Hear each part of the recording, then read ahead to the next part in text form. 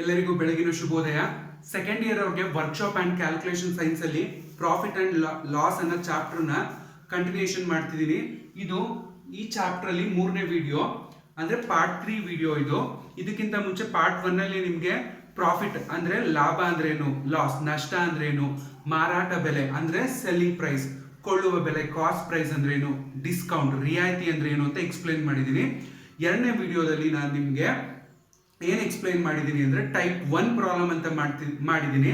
ಈ ಮೂರನೇ ವಿಡಿಯೋದಲ್ಲಿ ನಾನು ಟೈಪ್ ಅಂತ ಎಲ್ಲೂ ಮೆನ್ಷನ್ ಮಾಡ್ತಿಲ್ಲ. ಇದು ಬೇಸಿಕ್. ನಿಮ್ಗೆ ಯಾವುದೇ ಪರ್ಸೆಂಟೇಜ್ ಲೆವೆಲ್ ಆಫ್ ಪ್ರಾಬ್ಲಮ್ಸ್ ಗಳನ್ನ ಮಾಡಬೇಕು ಅಂದ್ರೆ ನಿಮ್ಗೆ ಈ ತರದ ಪ್ರಾಬ್ಲಮ್ ಮಾಡಿ ಅಭ್ಯಾಸ ಇರಬೇಕು. ಅದಕ್ಕೆ ಇದನ್ನ ಎಕ್ಸರ್ಸೈಸ್ ರೂಪದಲ್ಲಿ ಮಾಡಿಸ್ತಾ ಇರೋದು. ನೋಡಿ, ಫಸ್ಟ್ ಪ್ರಾಬ್ಲಮ್ ನ ನೋಡಿ. Ram the shop keeper brought A pen for ₹50. Ram ಅನ್ನೋ ಒಬ್ಬ ವ್ಯಕ್ತಿ ಏನ್ ಮಾಡ್ತಾನೆ ಅಂದ್ರೆ ₹50 ಕೊಟ್ಟು ಒಂದು ಪೆನ್ ತಗೋತಾನೆ and then sold it at a loss ಕೊಟ್ಟವ್ರೆ ಅಂದ್ರೆ ನಷ್ಟ. ಎಷ್ಟು? ₹5. Find his selling price. ಹಂಗಾದ್ರೆ ಅವ್ನ ಮಾರಾಟ ಬೆಲೆ ಎಷ್ಟು ಅಂತ ಕೇಳಿದಾನೆ. ನೋಡಿ, ಫಸ್ಟ್ ಯಾವಾಗಲೂ ಡೇಟಾ ಬರ್ಕೋಬೇಕು. ಏನಿದೆ ಡೇಟಾನ ಅದನ್ನ ಕ್ಲೀನ್ ಆಗಿ ಬರ್ಕೋಬೇಕು. ಏನು ಡೇಟಾ? ಫಸ್ಟ್ ನೋಡಿ, ಯಾವಾಗಲೂ ಬ್ರಾಟ್ ಅಂದ್ರೆ ಕೊಂಡ್ಕೊಂಡಿರೋ ಬೆಲೆ. ಕೊಂಡ್ಕೊಂಡಿರೋದು ಅಂದ್ರೆ ನಾವು ವಸ್ತುನ ಕೊಂಡ್ಕೊತಾ ಇದೀನಲ್ವಾ, ಆ ಕೊಂಡ್ಕೊಂಡಿರೋ ಬೆಲೆ ಎಷ್ಟು? ಕಾಸ್ಟ್ ಪ್ರೈಸ್ ಅಂತ ಕರಿತೀವಿ, ಅಂದ್ರೆ ಸಿಪಿ ಅಂತ ಕರಿತೀವಿ. ಏನಂತ ಕರಿತೀವಿ? ಸಿಪಿ. ಎಷ್ಟು ಕಾಸ್ಟ್ ಪ್ರೈಸ್? ₹50. ಆಯ್ತಾ? ರುಪೀಸ್ ಸಿಂಬಲ್ ನ ಇದನ್ನ ಈ ತರನು ಬರ್ಕೋಬಹುದು. ನೋಡಿ, ರುಪೀಸ್ ಸಿಂಬಲ್ ನ ಈ ಸಿಂಬಲ್ ಅಲ್ಲೂ ಬರ್ಕೋಬಹುದು. ನೋಡಿ, ₹50 ಆದ್ರೆ ಲಾಸ್ ಅವನೇ ಹೇಳ್ಬಿಟ್ಟವನೆ. ಲಾಸ್ ಎಷ್ಟು ಅಂತ ಹೇಳೋನೆ, ನಷ್ಟ ಎಷ್ಟು? ₹5. ಆಯ್ತಾ? ಹಾಗಾದ್ರೆ ನೀವೇನ್ ಕಂಡುಹಿಡಿಬೇಕು ಅಂದ್ರೆ ಸೆಲ್ಲಿಂಗ್ ಪ್ರೈಸ್ ನ ಕಂಡುಹಿಡಿಬೇಕು. ಸೆಲ್ಲಿಂಗ್ ಪ್ರೈಸ್ ಕಂಡುಹಿಡಿಬೇಕು. ನೋಡಿ, ಸೆಲ್ಲಿಂಗ್ ಪ್ರೈಸ್ ನ ಕಂಡುಹಿಡಿಬೇಕು ಅಂದ್ರೆ ನಿಮ್ಗೆ ಫಾರ್ಮುಲಾ ಗೊತ್ತು. ಸೆಲ್ಲಿಂಗ್ ಪ್ರೈಸ್ ಏನು? Selling price is equal to cost price, CP minus loss. ಅಂದ್ರೆ ನೀವು ಎಷ್ಟು ಕೊಟ್ಟು ಕೊಂಡ್ಕೊಂಡಿರ್ತೀರಾ ಅದ್ರಲ್ಲಿ ನೀವು ಮಾರಿದಾಗ ನಿಮ್ಗೆ ನಷ್ಟ ಆಗಿರುತ್ತಲ್ಲ, ಅಂದ್ರೆ ಕೊಂಡ್ಕೊಂಡಿರೋ ಬೆಲೆ ಮೈನಸ್ ನಷ್ಟನ ಮಾಡಿದಾಗ ನಿಮ್ಗೆ ನಿಮ್ ಮಾರಾಟ ಬೆಲೆ ಬಂದ್ಬಿಡುತ್ತೆ. ನೋಡಿ, ಕಾಸ್ಟ್ ಪ್ರೈಸ್ ಎಷ್ಟು? ₹50. ಲಾಸ್ ಎಷ್ಟು? ₹5. ಹಂಗಾದ್ರೆ ಸೆಲ್ಲಿಂಗ್ ಪ್ರೈಸ್ ಮಾರಾಟ ಬೆಲೆ ಎಷ್ಟಿರ್ತದೆ? ₹45. ನೀವು ಒಂದು ವಸ್ತುನ ₹50 ಕೊಟ್ಟು ಕೊಂಡ್ಕೊಂಡಿರ್ತೀರಾ, ಆ ಕೊಂಡ್ಕೊಂಡಿರೋದನ್ನ ಕಾಸ್ಟ್ ಪ್ರೈಸ್ ಅಂತ ಕರಿತೀವಿ. ಅದು ನಿಮ್ಗೆ ₹5 ನಷ್ಟ ಮಾಡ್ತಾ ಇದೆ ಅಂದಾಗ ನೀವು ಮಾರಿರೋ ಬೆಲೆ ಎಷ್ಟಾಗಿರ್ತದೆ? ₹45 ಆಗಿರುತ್ತೆ. ಇದನ್ನ ಡೈರೆಕ್ಟ್ ಆಗಿ ಇಲ್ಲೇ ಹೇಳ್ಬಿಡ್ಬೋದು. ನಾನು ₹50 ಕೊಟ್ಟು ಒಂದು ಪೆನ್ ತಗೊಂಡಿದ್ದೀನಿ, ₹5 ನಷ್ಟದಿಂದ ನಾನು ಏನ್ ಮಾಡ್ತಾ ಇದ್ದೀನಿ? ಮಾರ್ತಾ ಇದ್ದೀನಿ. ಹಂಗಾದ್ರೆ ನನ್ನ ಮಾರಾಟ ಬೆಲೆ ಎಷ್ಟು? ₹45. ಆದ್ರೆ ನಾನು ಈ ಫಾರ್ಮುಲಾ ಹಾಕಿ ಮಾಡಿಸಿದ ಉದ್ದೇಶ ಏನು ಅಂದ್ರೆ ಈ ತರ ಮಾಡಿಸೋದ್ರಿಂದ ನಿಮ್ಗೆ ನೆಕ್ಸ್ಟ್ ಪರ್ಸೆಂಟೇಜ್ ಕಂಡುಹಿಡಿಯೋದಿರುತ್ತೆ. ಅವಾಗ ಇದನ್ನ ಈಸಿಯಾಗಿ ಮಾಡ್ಬೋದು. ಅದಕ್ಕೋಸ್ಕರ ನಾನು ಈ ಫಾರ್ಮುಲಾ ಹಾಕಿ ಮಾಡಿಸಿದ್ದು. ನೆಕ್ಸ್ಟ್ ನೋಡಿ, find the total amount if 12% of it is ₹1080. ಅಂದ್ರೆ ನನ್ನ ಹತ್ರ ಒಂದ್ ಬಾಕ್ಸ್ ಅಲ್ಲಿ ನನ್ನ ಹತ್ರ 100% ಅಷ್ಟು ದುಡ್ಡಿದೆ. ನಂದು ₹100 ಅಂತ ಹೇಳ್ತಾ ಇಲ್ಲ, ಪರ್ಸೆಂಟೇಜ್ ಅಲ್ಲಿ ಹೇಳ್ತಾ ಇದ್ದೀನಿ, ಶೇಕಡವಾರು 100% ದುಡ್ಡು ಐತೆ. ಆಯ್ತಾ? ಆ 100% ಅಲ್ಲಿ ನಾನು ಏನ್ ಮಾಡ್ತೀನಿ? ಬಾಕ್ಸ್ ಇಂದ ಬರೀ 12% ದುಡ್ಡು ತೆಗ್ದಿದ್ದೀನಿ. ಆ 12% ಎಷ್ಟು ಅಂದ್ರೆ ₹1080. ಹಂಗಂದ್ರೆ ಆ 100% ಟೋಟಲ್ ಬಾಕ್ಸ್ ಅಲ್ಲಿ ದುಡ್ಡು ಎಷ್ಟು ಇರ್ತದಲ್ಲ ಅದು ಎಷ್ಟು ಅಂತ ಕಂಡುಹಿಡಿರಿ ಅಂತ ಕೇಳೋರೆ. ನೋಡಿ, ಫಸ್ಟ್ ದ ಟೋಟಲ್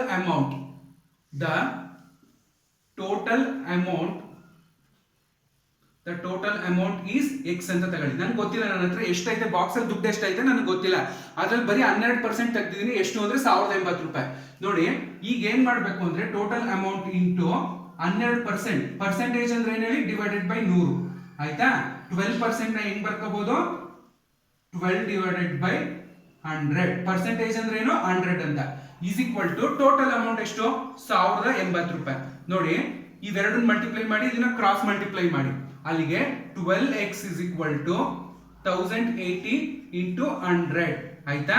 ಅಂದ್ರೆ x is equal to 1080 ಅಂದ್ರೆ 1080 into 100 divided by 12. ನೋಡಿ, 1080 into 100 ಅಂದ್ರೆ 1,08,000 ಆಗುತ್ತೆ. 1,08,000ನ 12ರಿಂದ ಡಿವೈಡ್ ಮಾಡಿದಾಗ ನಮ್ಗೆ ಎಷ್ಟು ಸಿಗುತ್ತೆ? ಎಕ್ಸ್ ವ್ಯಾಲ್ಯೂ ಅಂದ್ರೆ ₹9,000 ಸಿಗುತ್ತೆ. ನನ್ನ ಹತ್ರ ಇರೋ ಬಾಕ್ಸ್ ಅಲ್ಲಿ ಇರೋ ದುಡ್ಡು ಎಷ್ಟು? ₹9,000. ಟೋಟಲ್ ದುಡ್ಡು ₹9,000. ಅದ್ರಲ್ಲಿ 12% ಅಂದಾಗ ₹1080. ನೋಡಿ, ಈಗ 12% ಎಷ್ಟು ಅಂತ ಹೇಳೋರು? ಅವರು ₹1080 ಅಂತ ಹೇಳೋಣ. ಅಲ್ಲಿಗೆ ನನ್ಗೆ 1% ಬೇಕು. ನೋಡಿ, ಇಲ್ಲಿ 1.2% ಅಂದಾಗ ಎಷ್ಟಾಯ್ತು? 1.2% ಅಂದಾಗ ₹108 ಆಯ್ತದೆ. ಸೊ ಇಲ್ಲಿ ನೋಡಿ 1%, 1.2% 108 ರೂಪಾಯಿ ಆದಾಗ ನಮ್ 100% ಅಂದಾಗ ಎಷ್ಟಾಯ್ತು? ಇದನ್ನ ನೋಡ್ಕೊಳ್ಳಿ, 1.2 ನೋಡಿ, 1.2 ಇಂಟು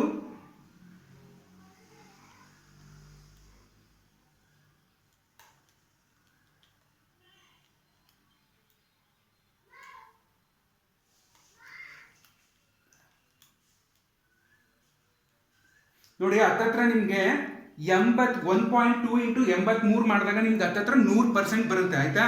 1.2 ಇಂಟು 83 ಮಾಡಿದಾಗ ನಿಮ್ಗೆ ಎಷ್ಟು ಬರುತ್ತೆ ಅಂದ್ರೆ ಹತ್ತತ್ರ ನಿಮ್ಗೆ 9.996 ಬರುತ್ತೆ. ಅಂದ್ರೆ ನೀವು ಇದು 1.2% ನ 83 ಅಥವಾ 84 ಸತಿ ಮಾಡಿದಾಗ ನಿಮ್ಗೆ ಎಷ್ಟಾಗುತ್ತೆ? ನಿಮ್ಗೆ 9,000 ರೂಪಾಯಿ ಆಗುತ್ತೆ. ನೋಡಿ ಇಲ್ಲಿ ನಿಮ್ಗೆ ಏನಂದ್ರೆ ಇದನ್ನ ಜಸ್ಟ್ ನಾನು ಒಂದು ಎಕ್ಸಾಂಪಲ್ ತರ ತಗೊಂಡಿರೋದಷ್ಟೇ. ನಿಮ್ಗೆ 12% 1080 ರೂಪಾಯಿ ಆದ್ರೆ 1.2% ಎಷ್ಟಾಯ್ತು? 108 ರೂಪಾಯಿ ಆಯ್ತು. ನೋಡಿ ಇಲ್ಲಿ ನಿಮ್ಗೆ ಈ ತರ ಮಾಡ್ಕೋಬಹುದು. ಈ ತರ ನಿಮ್ಗೆ ಎಲ್ಲಿ ಕನ್ಫ್ಯೂಸ್ ಎಲ್ಲ ಆಗುತ್ತೆ ಅಂದಾಗ ನೋಡಿ, ಈ ತರ ನಿಮ್ಗೆ ಡಿಜಿಟ್ ಬಂದ್ಬಿಟ್ಟಾಗ ನಿಮ್ಗೆ ಮಾಡೋದು ಕಷ್ಟ ಆಗುತ್ತೆ. ಇದನ್ನ ಇನ್ನೊಂದು ಎಕ್ಸಾಂಪಲ್ ಕೊಡ್ತೀನಿ ನೋಡಿ. ನನ್ನ ಹತ್ರ 200 ರೂಪಾಯಿ ದುಡ್ಡು ಇದೆ, 200 ರುಪೀಸ್ ನಂದು ಟೋಟಲ್ ಅಮೌಂಟ್. ಈ 200 ರೂಪಾಯಿಯಲ್ಲಿ ಇದು 200 ರೂಪಾಯಿ ಅನ್ನೋದು ಎಷ್ಟು ಹೇಳಿ? 100%. ನನ್ನ ಹತ್ರ ಇರೋದು ಇದು ಪೂರ್ತಿ 100%. ನಾನು ಇದನ್ನ ಒಂದು ಎಕ್ಸಾಂಪಲ್ ಏನು ಕೊಡ್ತಿದ್ದೀನಿ ಅಂದ್ರೆ ನಿಮ್ಗೆ ಈಸಿಯಾಗಿ ಅರ್ಥ ಆಗಲಿ ಅಂತ. ನನ್ನ ಹತ್ರ ಇರೋ 200 ರೂಪಾಯಿ 100% ಆದ್ರೆ ಇದರಲ್ಲಿ 10% ಎಷ್ಟು? 200 ರೂಪಾಯಲ್ಲಿ 10% ಅಂದ್ರೆ ಎಷ್ಟು? 10% ಎಷ್ಟು ಆಯ್ತದೆ ಅಂದ್ರೆ ಈ 0 ತೆಗೆದು ಬಿಡಿ, ಉಳ್ಕೊಳ್ಳೋದು ಎಷ್ಟು? ನಿಮ್ಗೆ 20 ರೂಪಾಯಿ ಆಯ್ತು. ನೆಕ್ಸ್ಟ್ ನಿಮ್ಗೆ 1% ಬೇಕು. 1% ಎಷ್ಟು ಅಂದ್ರೆ ಈ 0 ತೆಗೆದಾಗ ನಿಮ್ಗೆ ಏನ್ ಉಳ್ಕದ್ದು? 2 ರೂಪಾಯಿ ಉಳ್ಕತ್ತಲ್ವಾ? ಇದೇ ನಿಮ್ದು 1%. ಈ ತರ ಎಕ್ಸಾಂಪಲ್ ನ ಮಾಡಬೇಕು. ಈ ತರ ನಿಮ್ಗೆ ಡೈರೆಕ್ಟ್ ಆಗಿ ವ್ಯಾಲ್ಯೂ ತುಂಬಾ ಈಸಿಯಾಗಿ ನಿಮ್ಗೆ ಕೈಯಲ್ಲೇ ಮಾಡೋಂಗೆ, ಅಂದ್ರೆ ಬಾಯಲ್ಲೇ ನಿಮ್ಗೆ ಗೊತ್ತಿರ್ಬೇಕು ಎಲ್ಲ ವ್ಯಾಲ್ಯೂಸ್ಗಳು. ಆ ತರ ಇದ್ದಾಗ ಏನ್ ಮಾಡ್ಬೋದು? ಈಸಿಯಾಗಿ ಮಾಡ್ಬೋದು. ನೋಡಿ ಇದನ್ನೇ ಇನ್ನ ಒಂಥರ ಮಾಡಿ ತೋರಿಸ್ತೀನಿ. ಹೆಂಗೆ ಅಂದ್ರೆ ನೋಡಿ, ಈ ತರ ಎಲ್ಲ ಮಾಡೋ ಅವಶ್ಯಕತೆನೇ ಇರಲ್ಲ. ಏನು ಅಂದ್ರೆ 12%ಗೆ 12%ಗೆ 1080 ರೂಪಾಯಿ ಆದ್ರೆ ನನ್ನ ಎಕ್ಸ್ ಅನ್ನೋದನ್ನ ನಾನು ಏನಂತ ಬರ್ಕತ್ತೀನಿ? 100%ಗೆ ಎಕ್ಸ್ ಅಂತ ತಗೋತಾ ಇದೀನಿ. ನೋಡಿ ಇವೆರಡನ್ನು ಕ್ರಾಸ್ ಮಲ್ಟಿಪ್ಲೈ ಮಾಡ್ಕೊಳ್ಳೋದು ಅಷ್ಟೇ. ಏನು? 12 into X 12x, 1080 into 100, 1080 into 100 ಮಾಡ್ಕೊಳ್ಳಿ. ಅವಾಗ ನೋಡಿ ಇಲ್ಲಿ ನೋಡಿ 12x 1080 ಇಂಟು 100, 1080 ಇಂಟು 100 ಆದ್ರೆ ಎಷ್ಟಾಯ್ತು? ನಿಮ್ಗೆ 1,80,000 ಆಯ್ತು. So 1,80,000 x is equal to 1,08,000, 80,000 ಅಲ್ಲ, ಸಾರಿ. ಇಲ್ಲಿ ನೋಡಿ 1,08,000, 1,08,000 ಡಿವೈಡೆಡ್ ಬೈ 12 ಮಾಡಿದಾಗ ನಿಮ್ಗೆ ಎಕ್ಸ್ ವ್ಯಾಲ್ಯೂ ಎಷ್ಟಾಯ್ತು ಅಂದ್ರೆ 9,000 ಆಯ್ತು. ಆಯ್ತಾ? 9,000 ರೂಪಾಯಿ ದುಡ್ಡು ನಿಮ್ದು. 100% ಅಂದ್ರೆ ಎಷ್ಟಾಯ್ತು? ನಿಮ್ದು 9,000 ರೂಪಾಯಿ ಆಯ್ತು. ನೋಡಿ ಈ ತರ ಪ್ರಾಬ್ಲಮ್ಗಳನ್ನ ನೋಡಿ ಇಲ್ಲಿ ಮಾಡಿದಾಗ ನೀವು ಎಕ್ಸ್ ಅಂತ ಬರ್ಕೋಬೇಕು, ಇದನ್ನ ಮಲ್ಟಿಪ್ಲೈ ಮಾಡ್ಬೇಕು, ಕ್ರಾಸ್ ಮಲ್ಟಿಪ್ಲೈನ. ಇಲ್ಲಿ ಏನಿಲ್ಲ, ಡೈರೆಕ್ಟ್ ಆಗಿ ಒಂದೇ ಸತಿ ಕ್ರಾಸ್ ಮಲ್ಟಿಪ್ಲೈ ಮಾಡ್ಕೊಂಡ್ರೆ ನಿಮ್ಗೆ ಏನಾಗುತ್ತೆ? ವ್ಯಾಲ್ಯೂ ಬರುತ್ತೆ. ನೋಡಿ ಈ ತರನಾರು ಮಾಡ್ಬೋದು. ಇಲ್ಲಿ ನೋಡಿ ಇಲ್ಲೂ 9,000ನೇ ದುಡ್ಡು ಬಂದಿದ್ದು, ಇಲ್ಲೂ 9,000ನೇ ಬಂದಿದ್ದು. ನಿಮ್ದು 12% 1080 ರೂಪಾಯಿ ಆದ್ರೆ 100% ಎಷ್ಟಾಯ್ತು? 9,000 ರೂಪಾಯಿ ಆಯ್ತು. ನೋಡಿ ಇವಾಗ ನಾನು ಏನ್ ಮಾಡ್ತೀನಿ ಅಂದ್ರೆ ಈ ಫಸ್ಟ್ ಪ್ರಾಬ್ಲಮ್ ಅಲ್ಲೇ ವ್ಯಾಲ್ಯೂ ಚೇಂಜ್ ಮಾಡ್ಕೊಂಡು ಪ್ರಾಫಿಟ್ ಅಲ್ಲಿ ಮಾಡಿ ತೋರಿಸ್ತೀನಿ. ಆಯ್ತಾ?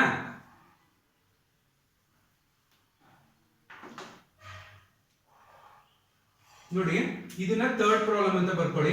ಈ ಥರ್ಡ್ ಪ್ರಾಬ್ಲಮ್ ಅಲ್ಲಿ Raju the shop keeper brought A pen. ಬೇಡ, ಇಲ್ಲಿ ಪೆನ್ ಬದಲು ವಾಚ್ ಅಂತ ತಗೊಳ್ಳಿ. ಆಯ್ತಾ? Brought A watch for ₹500 and then he sold it at profit, ಲಾಭ. ಪ್ರಾಫಿಟ್ ಅಂದ್ರೆ ಏನು? ಲಾಭ. at of ₹100. find the selling price. Selling price ನ ಕಂಡುಹಿಡಿಯಿರಿ ಅಂತ ಕೇಳೋಣ. ನೋಡಿ ಇಲ್ಲಿ ಏನಾಗುತ್ತೆ? ವ್ಯಾಲ್ಯೂಸ್ ಗಳು ಇಲ್ಲೊಂದು ಸ್ವಲ್ಪ ಚೇಂಜ್ ಆಗುತ್ತೆ.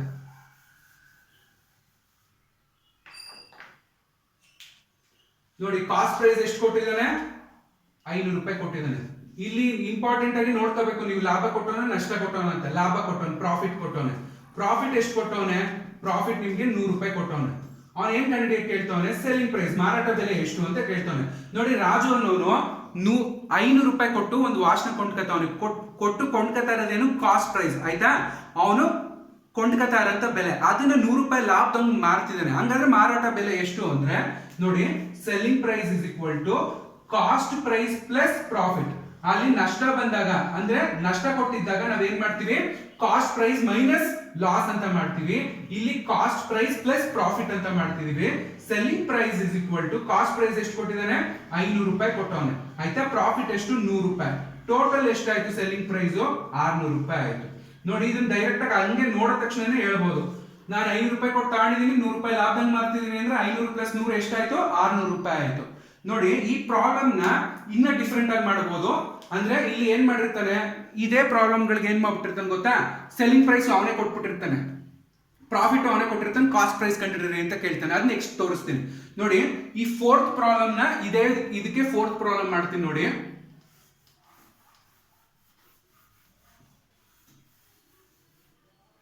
ನೋಡಿ 4ನೇ ಪ್ರಾಬ್ಲಮ್ ಏನಂದ್ರೆ find the total amount if 10% of it is 1000 rupees. ನೋಡಿ find the total amount if 10% of it is 1000 rupees. ನೋಡಿ ಅವ್ನು ಏನ್ ಹೇಳ್ತಾನೆ ಅಂದ್ರೆ 10% 1000 ರೂಪಾಯಿ ಅಂತ ಆಯ್ತಾ. ಹಾಗಾದ್ರೆ 100% ಗೆ ಎಷ್ಟು ಅಂತ ಕೇಳ್ತಾವ್. 100% ನಾನು ಎಕ್ಸ್ ಅಂತ ತಗೋತೀನಿ. ನೋಡಿ ಕ್ರಾಸ್ ಮಲ್ಟಿಪ್ಲೈ ಮಾಡೋದು 10 into x is equal to 1000 into 100 ಆಯ್ತಾ. ಇಲ್ಲಿ ನೋಡಿ 10x is equal to 1000 into 100. ಈಗ ನಮ್ಗೆ ಬರೀ ಎಕ್ಸ್ ಬೇಕಾಗಿರೋದ್ರಿಂದ 10 ಕೆಳಗಡೆ ಗೊತ್ತು. ನೋಡಿ x is equal to 1000 into 100 divided by 10. ನಾನು ಏನಕ್ಕೆ ಇದನ್ನ ಇಲ್ಲೆಲ್ಲೂ ಮಲ್ಟಿಪ್ಲೈ ಮಾಡಿದ ಕೆಳಗಡೆ ತನಕ ತಗೊಬಂದ್ರೆ ಅಂದ್ರೆ ಈಸಿಯಾಗಿ ಕ್ಯಾನ್ಸಲ್ ಮಾಡ್ಬೋದು. ನೋಡಿ ಈ 0 ಕ್ಯಾನ್ಸಲ್ ಆಯ್ತು. ಅಲ್ಲಿಗೆ 1000 ಹತ್ಲಿ ಎಷ್ಟಾಯ್ತು 10,000 ಆಯ್ತು. 10,000 rupees ನಂದೇನು ಟೋಟಲ್ ಅಮೌಂಟ್. ಇದನ್ನ ಹೆಂಗ್ ಮಾಡ್ಬೋದು ಅಂದ್ರೆ ಈಸಿಯಾಗಿ ಈ ತರ ಏನು ಕ್ಯಾಲ್ಕುಲೇಷನ್ ಇಲ್ದೇನೆ ನೋಡಿ ನಂದು 10% ಎಷ್ಟು 1000 ರೂಪಾಯಿ ಆಯ್ತು ಆಯ್ತಾ. 100% ಅಂದ್ರೆ ಎಷ್ಟಾಯ್ತು, ಇಲ್ಲಿ ಎಷ್ಟು 0 ಜಾಸ್ತಿ ಆಯ್ತು 1,000 ಜಾಸ್ತಿ ಆಯ್ತು. ಅಲ್ಲಿಗೆ 1000ಕ್ಕೆ 1,000 ಜಾಸ್ತಿ ಆದ್ರೆ ಎಷ್ಟಾಯ್ತು 10,000 ಆಯ್ತು. ಇದನ್ನೇ 1% ಅಂತ ಕೇಳಿದಾಗ 1% ಅಂತ ಕೇಳಿದಾಗ ಏನ್ ಮಾಡ್ತೀರಾ 10% ಗೆ 1,000 ಆದ್ರೆ ನೋಡಿ ಇಲ್ಲಿ 1,0 ಕಡಿಮೆ ಆಯ್ತು. 10% ಅಂದ್ರೆ 1% 1,0 ಕಡಿಮೆ ಆಯ್ತು ಅಂತ ಎಷ್ಟಾಯ್ತು 100 ರೂಪಾಯಿ ಆಯ್ತು. ನೋಡಿ ಈಗ ಪರ್ಸೆಂಟೇಜ್ ಯಾವಾಗ್ಲೂ ನಿಮ್ಗೆ ಈ 0 ಡಿಜಿಟ್ ಗಳ ಮೇಲೆ ಡಿಪೆಂಡ್ ಆಗಿರುತ್ತೆ. ನೋಡಿ ನಾನು 100% ಅಂದಾಗ 10,000 ರೂಪಾಯಿ ಆಯ್ತು. ಅದೇ 10% ಬಂದಾಗ ನೋಡಿ 100ರಲ್ಲಿ 10% ಅಂದಾಗ ನಿಮ್ಗೆ 1 ಡಿಜಿಟ್ ಕಡಿಮೆ ಆಗುತ್ತೆ. ಅಲ್ಲಿಗೆ ನಿಮ್ಗೆ ಎಷ್ಟಿದ್ದು 10,000 ಇದ್ದಿದ್ದು 1,000 ಆಯ್ತು. ಮತ್ತೆ 1% ಅಂದಾಗ 1,000 ಇದ್ದಿದ್ದು ಏನಾಗೋಯ್ತು ನಿಮ್ಗೆ 100 ರೂಪಾಯಿ ಆಯ್ತು. ಈ ತರ ನೀವು ಸ್ಮಾರ್ಟ್ ವರ್ಕ್ ನ ಮಾಡಿದಾಗ ನಿಮ್ಗೆ ಕ್ಯಾಲ್ಕುಲೇಷನ್ ತುಂಬಾ ಈಸಿಯಾಗಿ ಮಾಡಬಹುದು ಆಯ್ತಾ. ಈ ಫೋರ್ತ್ ಪ್ರಾಬ್ಲಮ್ ಆದ್ಮೇಲೆ ಫಿಫ್ತ್ ಪ್ರಾಬ್ಲಮ್ ನೋಡಿ. ಫಿಫ್ತ್ ಪ್ರಾಬ್ಲಮ್ ಏನ್ ಮಾಡ್ತೀನಿ ಅಂದ್ರೆ ನಾನೇ ಡಿಫ್ರೆಂಟ್ ವ್ಯಾಲ್ಯೂಸ್ ಗಳನ್ನ ಕೊಡ್ತೀನಿ. ಏನ್ ಕೊಡ್ತೀನಿ ಅಂದ್ರೆ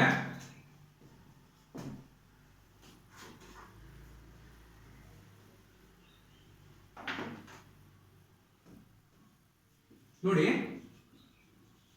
Kiran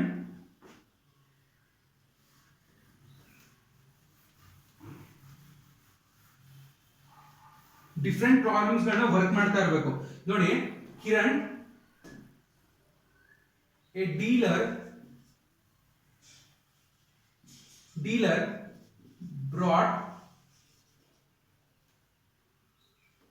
brought a TV with profit of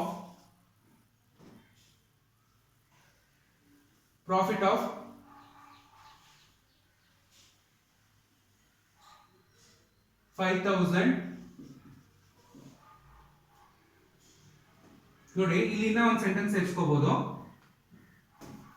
brought a TV and sell with a profit of rupees 5,000 ಆಯ್ತಾ. and his selling price is 25,000 rupees. Find the cost price.